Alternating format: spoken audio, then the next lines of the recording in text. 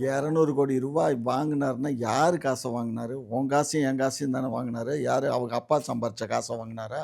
என்னமோ அவன் காசை வாங்கினாரு காசை வாங்கினாரு. ரொம்ப பேரு அப்படி தான் பீத்திட்டு தர்றானுங்க இந்த தமிழ்நாட்டில். யார் காசு அது? யார் அப்பன் வீட்டு காசு?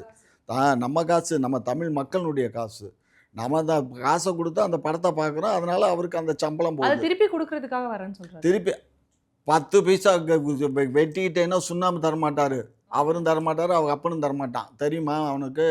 யார்கிட்ட பேசிட்டு இருக்கா? சும்மா வேலையை பாரு. அது சும்மாவா அவர் சொல்றது எல்லாம்? அவர் இப்போ காசு செலவு பண்ணுறதெல்லாம் அங்கே ஆதவ் அர்ஜுன் ஒருத்தர் இருக்காரு. ஆதவ் அர்ஜுன் தான் அவர் மார்ட்டினுடைய மருமகன். அவர் தான் செலவு பண்ணுறாரு. அதை தவிர இந்த சினிமா தேட்டர் அங்கங்கே வச்சுக்கணும். இப்போ கூட அந்த இதுக்கு வந்ததுக்கு மதுரை ஃபங்க்ஷனுக்கு ஒரு ஆள் நான் 40 லட்ச ரூபா செலவு பண்ணேங்கிறான் தூத்துக்குடியில். புரியுதா? திருநெல்வேலியில் ஒருத்தர் பஸ்ஸே விட்ருக்காரு இலவசமாக. அந்த மெம்பர்ஷிப் கார்டு காட்டினா நாங்கள் இலவசமாக பஸ்ஸு பயணிக்கலாம் அப்படின்னு, ஒரு மினி பஸ்ஸு. ஸோ இந்த மாதிரி அவங்க செய்கிறாங்க. அவன் இந்த பொண்டாட்டி தாலியும் விற்று தங்கத்தை விற்று அடவுமானம் வச்சு அவன் மாநாட்டுக்கு அதுக்குன்னு வர்றான். இது எத்தனை நாளைக்கு ஓடும்?